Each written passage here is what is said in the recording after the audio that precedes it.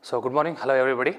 So in last class we have discussed regarding scheduling portions. Okay, so what is schedules? That part we have discussed in detail. So in a simple manner I can say, what is schedules? Schedules are nothing but it is the process in which the starting and end of the project or end of any activity which will come across. That entire portions what we are going to prepare before going to execute any project, that portion we can call it as scheduling portions I can say. Okay, in last class we have discussed regarding scheduling, then types of schedules, their applications of scheduling I can say, everything we have discussed in detail. Okay, so in continuation with that, in today's class we are going to discuss something about methods of schedulings, on what are all the methods or techniques are there to work out the schedules, right. So as we discussed earlier, schedules are nothing but it is a detailed what we can say flow chart given before going to execute any project. Okay, for example, I am going to take a class for today's session. Let us say an example, how we are going to schedule yourself mentally or some written statement I can say,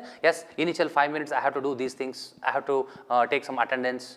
Then after 10 minutes I have to give some introduction about the topic which I am going to cover in upcoming 1 hour. Then remaining hours I am going to, for example, remaining half an hour I am going to discuss something about in detail investigation about that particular parameter, and then last 10 minutes I will narrate the whole review of that particular concept what we have discussed, and I can give some notes or something like that. So this is what the schedule I have prepared for 1 hour class. Yes or no? So the same thing we have not at all recorded these things in anywhere else. Yes or no? You have mentally prepared these things. This is nothing but scheduling I can say. Similarly, if you have planned to conduct one planning I can say, for example, construction of a 1 BHK residential building. So what are all the things you have planned yourself before going to execute that project? That in detail stepwise procedure which starts from the beginning to the end of that particular activity is called scheduling. Then what are all the techniques are there to prepare the scheduling?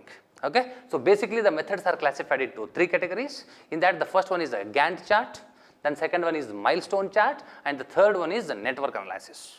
Nowadays everyone thinking about these 3 parameters. So one by one we will discuss what is the objective of that particular method and what all the limitations are there within that method. Everything we are going to discuss in detail in our upcoming class. Okay, so the first one says something about Gantt chart.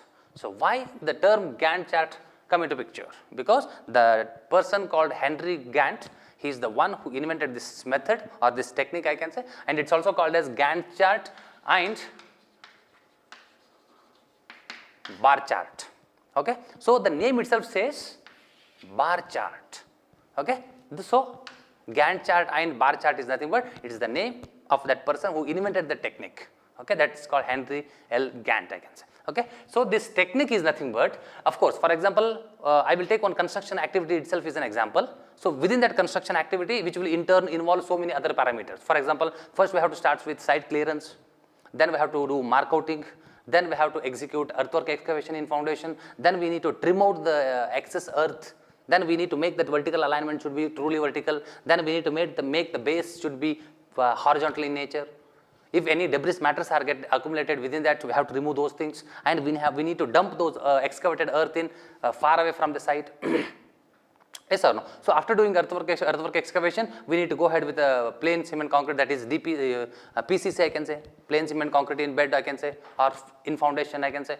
So after foundation concrete, then we need to execute SSM, that is side stone masonry in foundations.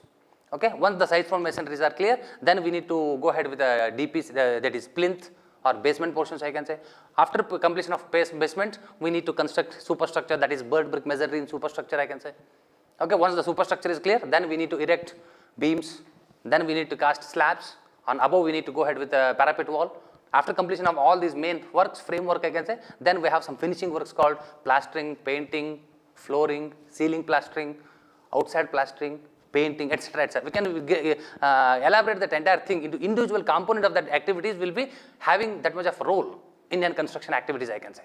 So similarly, how to represent that nature of work which is going to be held by next 6 months or 1 year to start that particular project to up to the end of that particular project I can say.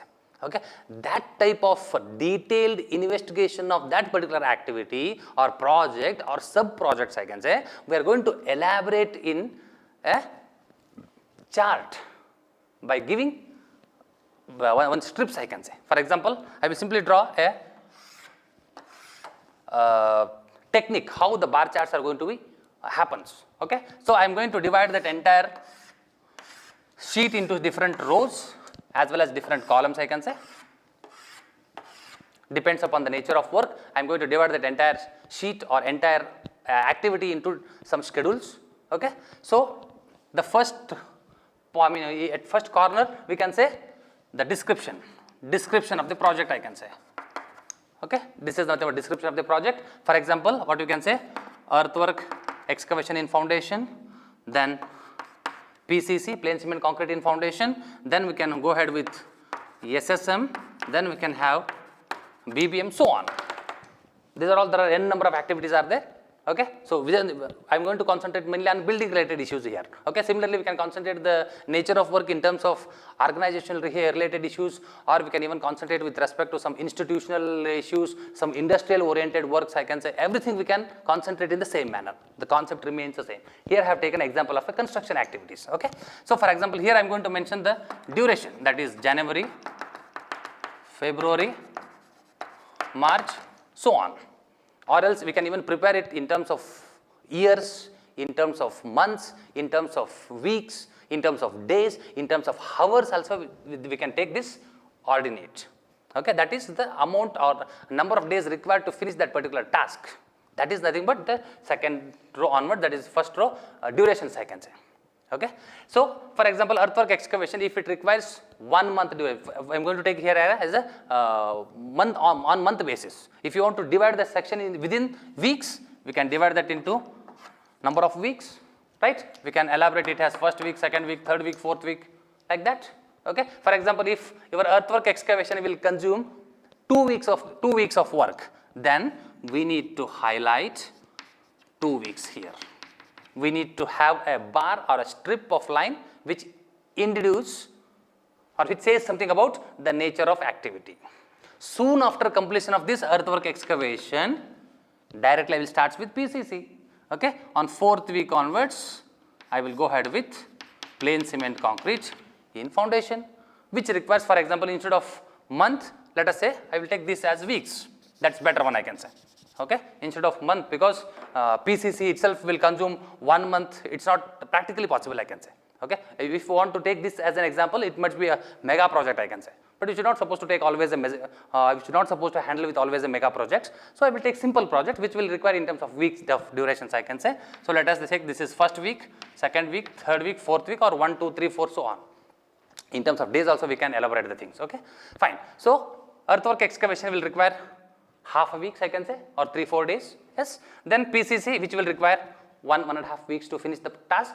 Then soon after completion of PCC, of course, we are going to start with SSM in foundation and plinth. That will in turn require some more weeks, I can say.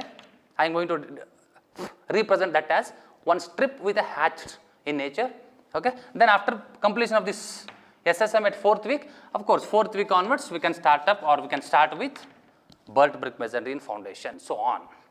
This type of representation of an activity with respect to the duration, like a bars or strips, called Gantt chart and bar charts technique. That's it. So once the person, even the non-technical persons can observe this table, so he can easily identify what about the nature of work which is going on.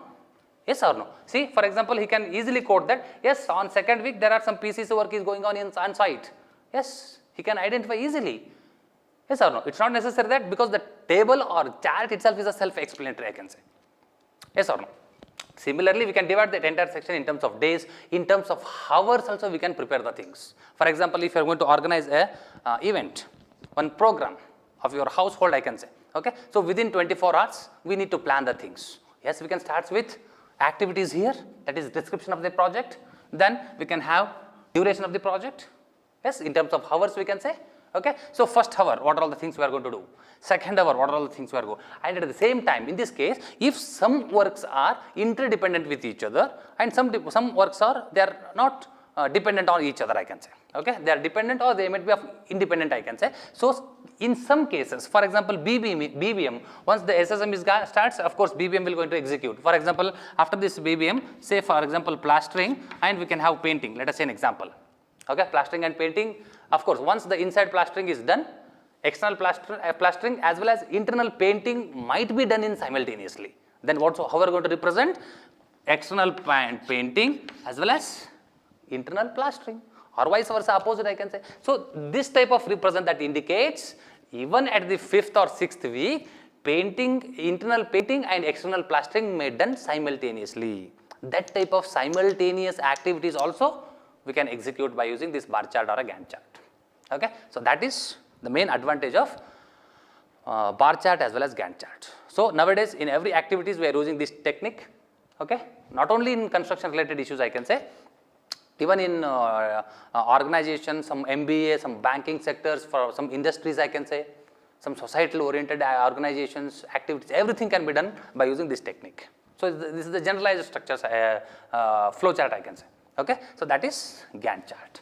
And there are some, of course, nowadays we have now we have discussed regarding what are the advantages and uses or applications of this Gantt chart. Okay, so it is rapid in nature. So anyone can identify how the work is going to take place. So anyone can decide what should be the start of the project, what should be the completion of the project. Yes, and anybody can recognize at particular stage what is the work is going on site. Everything is self-explanatory. These are all the advantages or uses of Gantt chart. But what all the limitations of Gantt charts are there? Of course, for every activity there are some activities. I mean there are some limitations are there. So what is the limitation of this activity or this method? So there are some limitations in Gantt chart, because see, once the work is delayed, for example, if the SSM must be starts at 2nd week, let us say an example, if this work is delayed by some other duration of the project, then automatically their successor events and as well as predecessor events are going to be disturbed. So this type of problems we should not supposed to organize or manipulate within the bar chart, because once that already schedule is done, so we should not supposed to have that type of corrections within that if any work is going to be delayed. That is one of the limitations I can say. Okay, and at the same time, once the entire thing, the whole chart itself is a self-explanatory, and we should not supposed to add any other sub-heads within that main heads once the chart is prepared. So that's also one of the limitations, because once for example, SSM, BBM, in between these two activities, if you want to insert something, which is not possible here, because you have already scheduled that this will consume around 2.5 weeks, this will consume around 3.5 weeks. Okay, something we have already fixed it at its initial stage. We should not supposed to have in between any sub activities. We should not supposed to split that entire thing into subdivisions, I guess. So these are some limitations we have in our Gantt chart as well as bar chart, I can say. Okay, yes, fine. So then coming to the second point called milestone chart. The name itself says it is a milestone. Milestone chart is exactly the upgraded version I can say, or modified version of this bar chart I can say.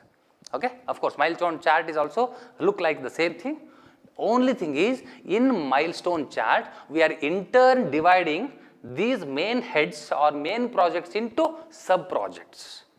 There are some possibility, there are some advantage of milestone charts. We can divide that whole project into sub projects. Yes, by assigning their respective duration of the project as well as time duration I can say. Okay, so that is the main advantage of milestone charts. While representing the nature of work, the scheduling remains the same as bar chart I can say. Only thing is, in milestone, of course the name itself says milestones. Milestones means what? It's nothing but one references I can say. Yes or no? So that is nothing but your milestone chart. Then coming to network analysis. So nowadays everyone is using network analysis process, because as we discussed earlier, there are some limitations in Gantt chart. Of course, there are some limitations in milestone charts, because in milestones, we are going to divide this into subdivisions. Once again, we don't have enough grip on those subdivided projects. If one project is delayed by some duration, it may or may not be going to achieve whatever we have preferred at its initial stage. The entire work is going to be delayed by number of days, and some projects are dependent with the previous one I can say. If one project is delayed by 2 days, the next work definitely will going to affect by some other durations I can say. So these are all the some limitations of milestone charts I can have. Okay, so to overcome the problems or limitations occurs due to this Gantt chart and milestone charts, the main technique and the advanced technique what we are using right now is network analysis. The name itself says we are going to prefer or we are going to create some networks, because For example, whatever the charts we have prepared right now, for example, in Gantt chart as well as in bar chart, so these are the predefined parameters. But to complete this 1.5 week program, there are some more than one techniques are there. Yes, sir. If the work is delayed by 5 minutes or 5 days, there are some alternative methods are there to make sure that the work should not be delayed. We don't have that much of grip on these two methods. Yes, sir. If the work is having more than one alternative solutions, then how are we going to execute here? Because this is only a predefined parameters. I should not supposed to have any alternative arrangements within this PCC. Yes, sir. Even though I have alternative arrangement for that particular activity, I am not supposed to have that incorporate that in this bar chart. But whereas in network analysis, we can have that feasibility. Okay, we can prepare the consumption of completion of the project. Then we have to select some alternative arrangement for that, and we can compare those two alternatives, says which one is better one I can say, which one is critical I can say. Yes, this will consume minimum time, minimum resource, minimum money. Definitely I will propose this method. Yes or no? So that on that constraints we have a technique called network analysis. Okay. So here we are going to create the networks of these interdependent activities with respect to their durations, and we are going to analyze those things. Here we are not creating only the networks, we are creating networks. Network is nothing but the communications I can say.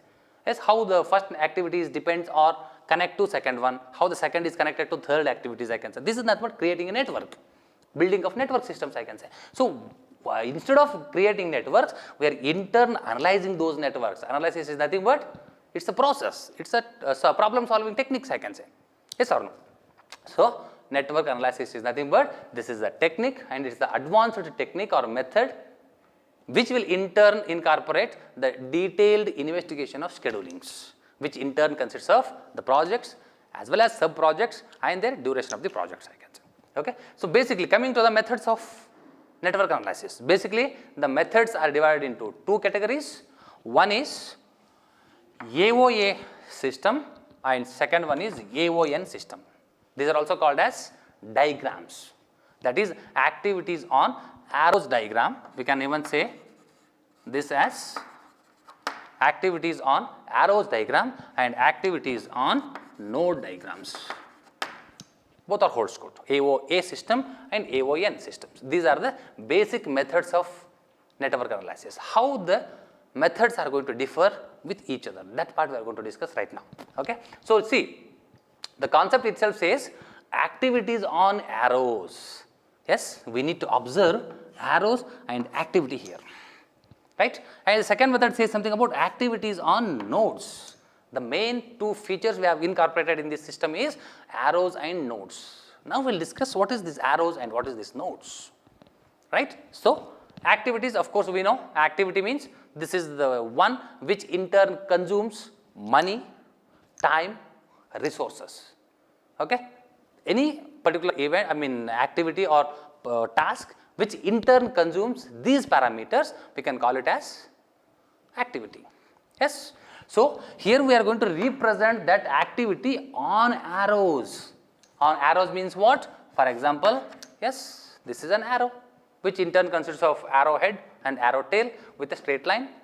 Yes, this is an arrow. For example, I will write here as 1 and I will write here as 2. Then what it indicates? There are some connections between 1 to 2. Yes, sir, because that arrow represents like this. And this arrow tail is of towards 1 and arrow head is towards 2. That indicates what? The activity is starting from 1 and it will move towards the second one. Yes or no? So can I easily code? Yes, this is my beginning portions I can say, and this is my ending portions. This is the beginning of an activity, this is end of an activity, which in turn consumes some duration. For example, I will write it as 2. That indicates what? To reach from 1 to 2, it will consume 2. It might be in terms of days I can say. In terms of days or in terms of seconds, minutes, years, months, week, etc., etc. Depends upon the nature of work we can decide. If in below line we are going to represent the number that indicates this is the time. For example, on above I will represent A. That A indicates what? This is an activity. This is an activity. A is, number 1 is starting of that activity, number 2 is end of an activity. This is number of, duration of that particular activity. right? So this type of representation of any particular task, I will take for one small example here, okay? So for example, let us say we have to construct a building which will in turn divide it into 3 groups, right? So first one is earthwork excavation in foundation. Let us say an example. So the first one, earthwork excavation in foundation, which will in turn consumes 2 days. Then burnt brick masonry, which will consume 6 days.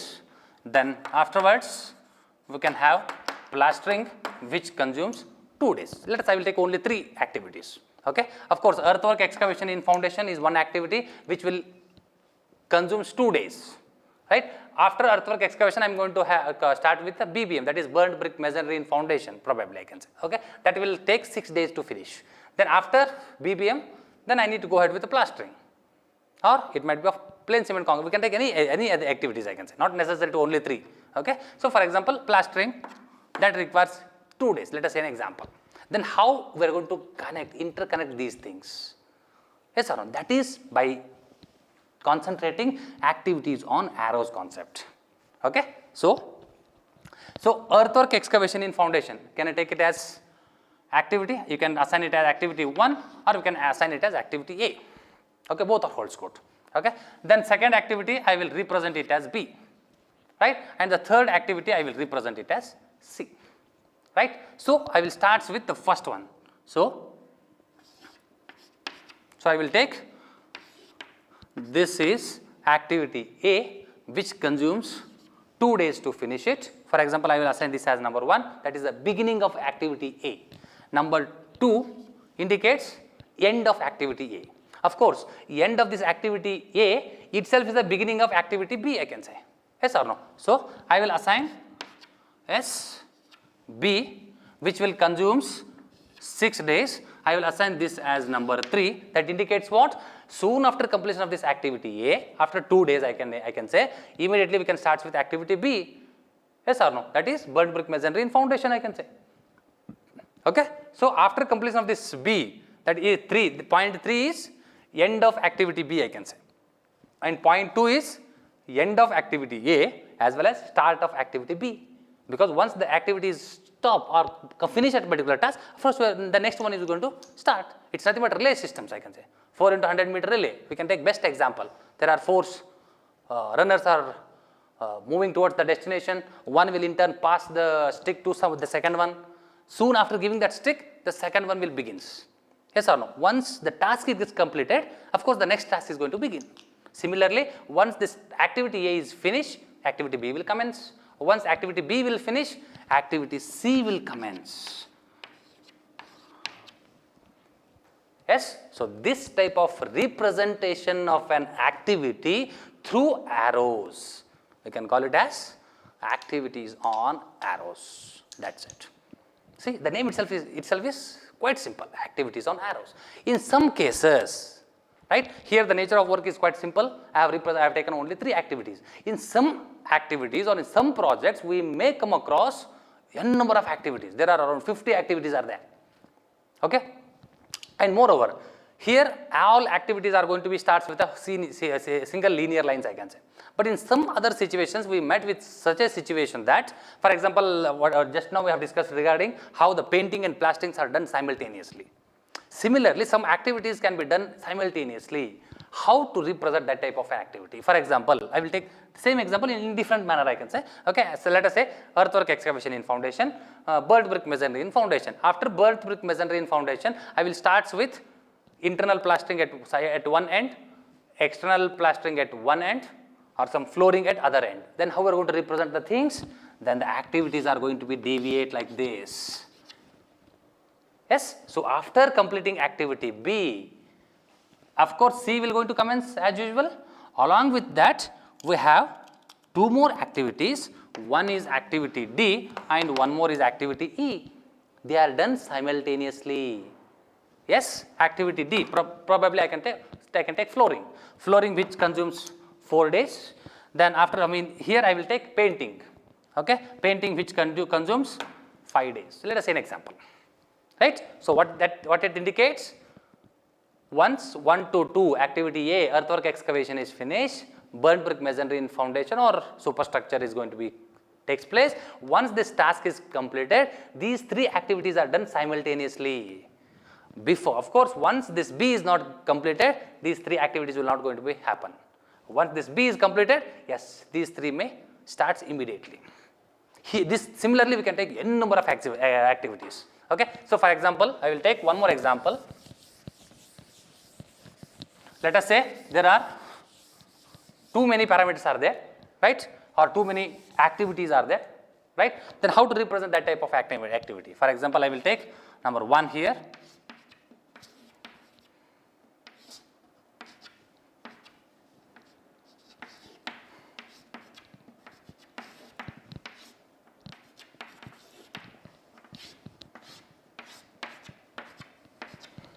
Five, 6, 7, 8,